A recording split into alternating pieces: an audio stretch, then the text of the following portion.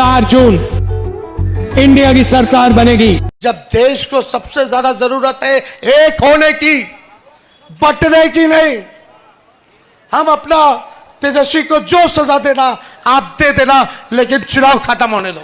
इस बार अगर मौका चूक जाओगे तो जमहूरियत नहीं बचेगी, आईन नहीं बचेगा, देश का संविधान नहीं बचेगा, वोट का अधिकार नहीं बचेगा। नमस्कार, आपके साथ तो मैं हूं शकीना मलिक। देखिए, चुनाव खत्म हो चुका है, 2024 लोकसभा चुनाव समाप्त हो गया है। ऐसे में जो अभी लगातार मीडिया जो रिपोर्ट दिखा रही है, हमने सोचा क्यों ना आपसे उस मुद्दे पर बात कर लिया जाए। देखिए, जो अभी एग्जिट पोल की रिपोर्टिंग आ रही है लगातार, अगर आप रिपोर्टिंग देख रहे होंगे आज तक की हो, जो भी बड़े चैनल एनडीटीवी हो, टॉप चैनल्स की जो रिपोर्टिंग है लगातार ये रिपोर्ट करते हुए आपको दिखाई दे रहा है कि बीजेपी फुल बहुमत से जीतती हुई नजर आ रही है। ये मीडिया है जो गोदी मीडिया है। और देखिए, इस ऐसे भी एक बात आपको और बता दूं कि अगर बात करें तो गोदी मीडिया का मतलब क्या होता है। देखिए, जो गलत चीजों के साथ आगे बढ़ रहा है, आप सत्य के साथ आगे बढ़िए ना। आप वो चीजें दिखाइए जो वाकई में जनता को जरूरी हो। आप जनता को वर्गलाने का काम नहीं कर सकते हैं। This is called the journalism, this is called the media. लेकिन आजकल जर्नलिज्म पे तो बात ही नहीं हो रही है। आजकल हर कोई मीडिया ही अपने आप को बता रहा है। और अभी जो रिपोर्टिंग है, हम रिपोर्टिंग पे सोचा हमने क्यों नहीं आपसे थोड़ा बहुत बात कर लिया जाए। देखिए, फ्री एंड फेयर इलेक्शन का जो कॉन्सेप्ट है वो अब हमारे देश में फॉलो नहीं हो रहा है। यानी फ्री एंड फेयर इलेक्शन का क्या मतलब है, जो अब नहीं हो रहा। आपने भी देखा होगा लगातार जो न्यूज आ रही है, न्यूज में ये आ रही है कि बहुत जगह लोगों का वोटिंग लिस्ट में नाम नहीं है। तो बहुत जगह ऐसा हुआ है कि वोटिंग बूथ पर मारपीट के सीन दिखे हैं। साथ ही बहुत जगह ऐसी भी तस्वीरें सामने आई है जहां पर ईवीएम में भी कुछ गड़बड़ी देखने को मिली है। और ऐसे में साथ साथ ही आपको बता दें कि यूपी से खबर आई थी जहां पे एक महिला सामने बढ़ चढ़कर बोल रही है कि जब वो वोटिंग बूथ के अंदर गई वोट देने के लिए तो कांग्रेस के निशान पर टेप मारा हुआ था। आपके सामने जो विजुअल चल रहा है, ये महिला बोल रही है, आप देख रहे हैं कि ये महिला का दावा है। महिला क्या, इनके साथ साथ जितने भी लोग खड़े थे सबका ये दावा था कि कांग्रेस के इस पर टेप मारा हुआ था। देखिए, ये कहीं ना कहीं फ्री एंड फेयर इलेक्शन की तरफ तो नहीं जाता हुआ दिखाई दे रहा है। फ्री एंड फेयर इलेक्शन हम इसको नहीं बोल सकते। ऐसा ही हुआ था 2004 में जब मनमोहन सिंह की सरकार बनने वाली थी। और ऐसे ही कुछ मीडिया जो टॉप बड़े टीवी चैनल थे जो पहले ही जनता को वर्गलाने का काम कर रहे थे, जो रिपोर्टिंग आ रही थी वो उस वक्त भी ऐसी आ रही थी। सोचा आपको भी हम थोड़ा सा रिपोर्ट एक बार दिखा दें। Outlook MDRA BJP 290, Congress 169 and other 99 पर सीमित हो जाती है। आज तक की रिपोर्टिंग थी 2004 में बीजेपी 248, ऑर्गेनाइजेशन यानी Congress 190 and other 105, NDTV India BJP 250, Congress 205 और अदर्स 120। ऐसा ही ये जो रिपोर्टिंग हम आपको दिखा रहे हैं, ये सारी रिपोर्टिंग 2004 की थी, जहां पर फाइनल जब कांग्रेस को बहुमत मिला तो 222 आया था और बीजेपी 189 पर सिमट गई थी। तो आप देख सकते हैं कि जो एग्जिट पोल की जो रिपोर्टिंग आ रही है, यानी एग्जिट पोल की जो अब तक रिपोर्टिंग आ रही है, 4 जून को इस बार भी रिजल्ट आने वाला है। और इस बार का जो चुनाव है वो सिर्फ चुनाव ही नहीं बल्कि वो दंगल बन चुका है। देखिए, अगर आप देखेंगे तो एनडीए और इंडिया अलायंस में जिस तरह का दंगल चल रहा है, एक तरफ राहुल गांधी जो दावे करते हुए नजर आ रहे हैं कि आप हमसे लिख कर ले लीजिए, बीजेपी की सरकार यानी प्रधानमंत्री नरेंद्र मोदी तीसरी बार देश के प्रधानमंत्री नहीं बनेंगे। और ऐसे में बीजेपी समर्थन और बीजेपी का ये कहना है कि हम 300-400 पार कर चुके हैं।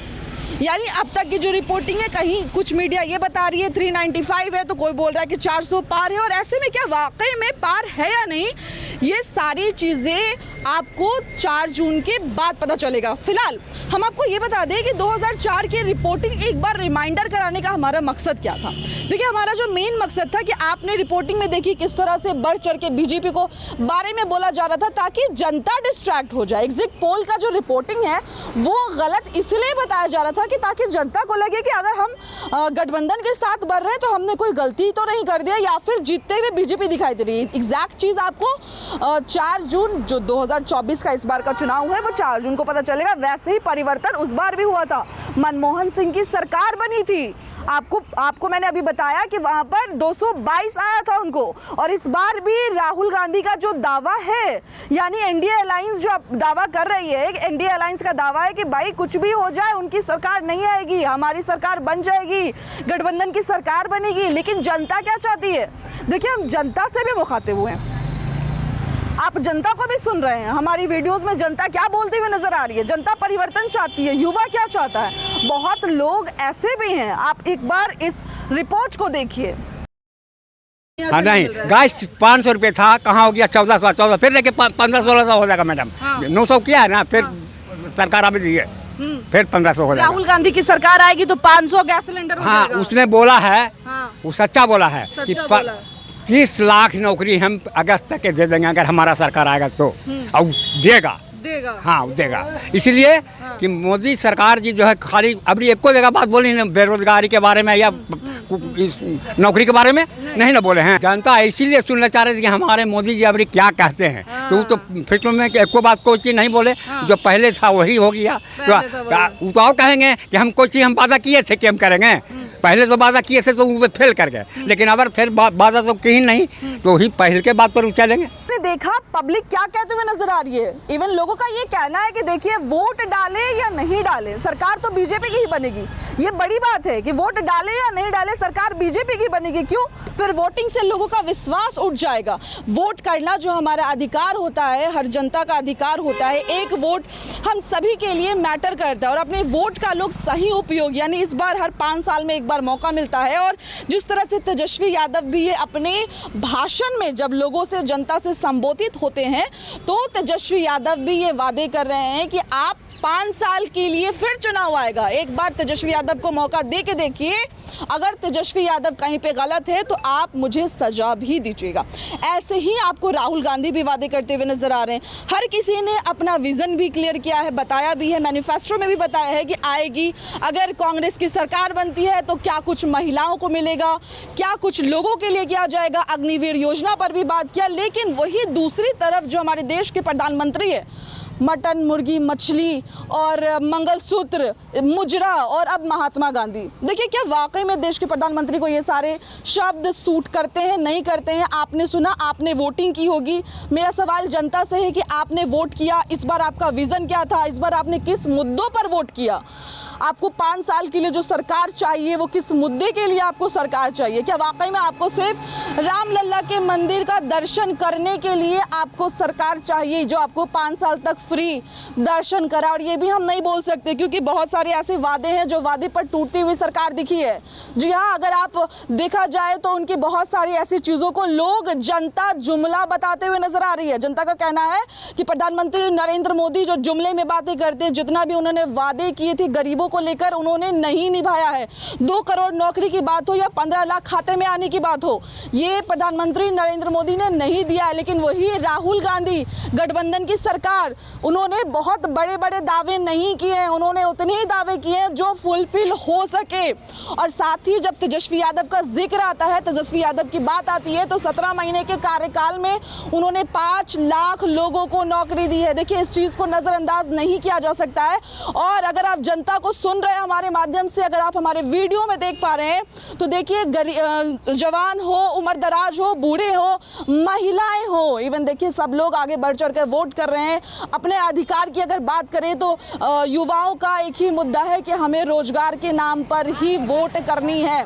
गरीबों से अगर बात करें, महिलाओं से मुखातिब हो, तो देखिए जनलक्ष्मी योजना में जो 8,500 खाते में आने वाला है, उसको लेकर भी महिलाएं कहीं ना कहीं वोट करने जाएंगी, क्योंकि 8,500 कोई नॉर्मल रकम नहीं है, ये एक बड़ी रकम है। 8,500 अगर अकाउंट में आता है तो एक परिवार का महीने भर का राशन के साथ पढ़ाई तक की खर्च निकल जाएगी। ऐसे में देखिए, जब हमने आपको रिपोर्टिंग बताई है, जो अभी एग्जिट पोल पे आप देख रहे होंगे कि यहाँ पर अब बड़े बड़े चैनल्स के आप देखिए इमेजेस क्या चल रही है, लोग क्या बोल रहे हैं। साथ ही जो टॉप गोदी मीडिया है या फिर बड़ी मीडिया है जो आपको दिखाने का काम कर रही है, ये हम दावे के साथ नहीं बोल सकते कि ये वाकई में आपको बरगलाने का काम कर रहे हैं या नहीं, क्योंकि ये सारी चीज़ें जनता पे छोड़ी हुई है। और जनता तो अब ये भी दावा कर रही है कि देखिए ईवीएम में भी खेला हो सकता है। साथ साथ जनता ये भी दावा करते हुए नजर आ रही है कि सरकार उनकी, सब चीज़ उनका हो सकता है कि इस बार भी बदलाव नहीं हो, लेकिन जनता परिवर्तन चाहती है। आपने अब तक जो भी वीडियोज़ देखे होंगे, आप सब में देख रहे हैं कि जनता परिवर्तन चाहती है, जनता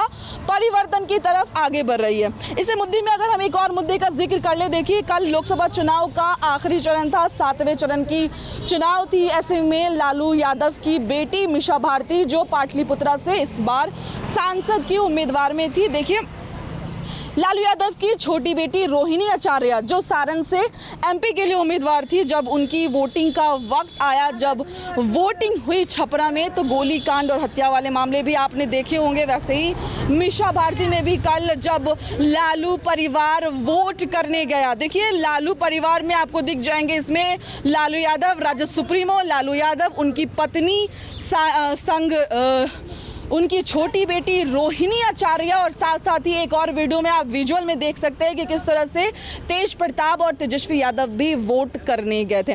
लेकिन ऐसे में जो मामला सामने आ रहा है कि जिस तरह से माहौल वहां पर गड़बड़ा गया, चिल्ला चिल्ली का माहौल हो गया। देखिए लालू यादव एक बीमार व्यक्ति हैं, अभी पूरी तरीके से ठीक नहीं है, और इस हिसाब से जो वो वहाँ पर गए और उसके बाद जो मामले सामने आए हैं, तो क्या वाकई में ये सब करना सही है अगर आप इंडिया गठबंधन के साथ हो, या अगर मैं बात करूं इंडिया एनडीए की? देखिए दोनों पार्टी, दोनों गठबंधन अपनी अपनी जगह है, लेकिन जिस तरीके से परिवारवाद और जिस तरीके से वार की बात हो रही है, ये कहां तक सही है, ये आप हमें कमेंट बॉक्स में ज़रूर बताइएगा कि आप क्या सोच रखते हैं। और साथ ही 4 जून को रिजल्ट आने वाला है, आप लोगों ने कितना बढ़ चढ़कर मतदान किया है, कितना वोट किया है आप लोगों ने, वो सारी चीज़ें 4 जून को क्लियर हो जाएगी। यानी देश का प्रधानमंत्री दोबारा से प्रधानमंत्री नरेंद्र मोदी ही बनेंगे या फिर राहुल गांधी दिखेंगे। देखिए ये सारी चीज़ें 4 जून को डिसाइड होगी। एग्जिट पोल आप लगातार देख रहे हैं, लगातार रिपोर्टिंग चल रही है, सभी मीडिया लगातार आपको दिखा रहे हैं, लाइव टेलीकास्ट दिखा रहे हैं कि क्या कुछ हुआ है। साथ ही हमने आपको मामला भी बताया है कि क्या कुछ हुआ है, ईवीएम का मैटर, या फिर जहां जहां 7वें चरण में वोटिंग हुई है तो वहां क्या कुछ गड़बड़ी हुई है। बहुत सारे लोगों की ये समस्या है कि देखिए इस बार उनकी वोटिंग लिस्ट में नाम नहीं है। देखिए ये बहुत बड़ा मुद्दा है, वोटिंग लिस्ट में जो इंसान जीवित है उस व्यक्ति का वोटिंग लिस्ट में नाम हट जाना, आप समझ सकते हैं कि क्या वाकई में इसलिए हट गया कि क्या ये बीजेपी सपोर्टर बस चलाते हैं। तो आप क्या वोट किए थे इस बार? जी नहीं, वोट हमने बहुत सारे ड्राइवर नहीं किए, जिसका जिला, जैसे मेरा घर शेखपुरा जिला है और मेरा शेखपुरा जिला में डिप्टी नहीं पड़ा, कहीं और जिला में मेरा गाड़ी है, वहाँ देने का अधिकार नहीं है। कि आप लोग कैसे दीजिएगा? बहुत सारे ड्राइवर लोग वोट नहीं दिया है। तो इतना तो वोट कट गया, कटा होगा नहीं, बहुत सारे लोग नहीं दिया वोट। हर बार नहीं देते कि इस बार? हर चुनाव में ऐसा होता है, हर चुनाव में ऐसा होता है। अगर वोट देने मिलता तो किसको देते इस बार?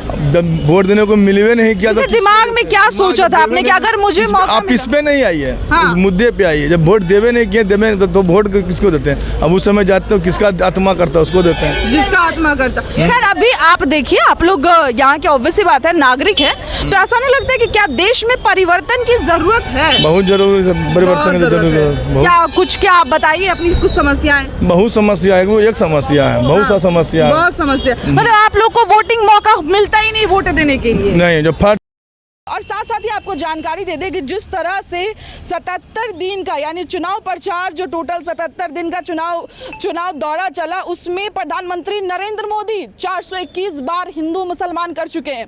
क्या देश को हिंदू मुसलमान पे ही बांटना है? क्या देश को आगे बढ़ाना है? क्या देश में रोजगार पर बात होगी या नहीं होगी? साथ ही आपको बता दें 117 बार कांग्रेस ने कंप्लेन भी किया है। देखिए कांग्रेस जो कंप्लेन कर रही है केंद्रीय चुनाव आयोग को, 117 बार कांग्रेस ने कंप्लेन किया कि इस तरह के भाषा का इस्तेमाल प्रधानमंत्री नरेंद्र मोदी कर रहे हैं, और जिस पर अब तक कोई रिस्पांस ही नहीं आया है। यानी इस तरह से क्या वाकई में चुनाव आयोग सही कर रहा है जवाब नहीं देकर, और एक तरफ यानी एक पार्टी की तरफ अपना रुझाव रखना। ऐसे में देखिए अगर तीसरी बार उनकी सरकार बनती है, गरीब जनता को क्या कुछ झेलना पड़ सकता है, ये तो जनता ने जब वोट दिया होगा तो कुछ तो सोचा होगा। जो लोग वोट देने गए होंगे तो दिमाग में कुछ तो जहन में रखा हो। देखिए, मैं खुद पटना से हूँ, मैंने भी कल वोटिंग करी है और मैंने भी अपने दिमाग में बातें रखकर ही वोटिंग करी है, क्योंकि इस बार सिर्फ चुनाव नहीं है, इस बार चुनाव वाकई में संविधान को बचाने के लिए है। इस बार का चुनाव लोकतंत्र को बचाने के लिए, इस बार का चुनाव परिवर्तन के नाम है। इस बार का चुनाव सिर्फ चुनाव नहीं है। इस बात को जनता बेहद और अच्छे से समझती है, क्योंकि हम और आपसे ज़्यादा जनता चीजों को देख रही है, जनता चीजों को झेल रही है। खैर, आपको क्या लगता है? आप अपनी राय हमें कमेंट बॉक्स में जरूर बताएं। धन्यवाद।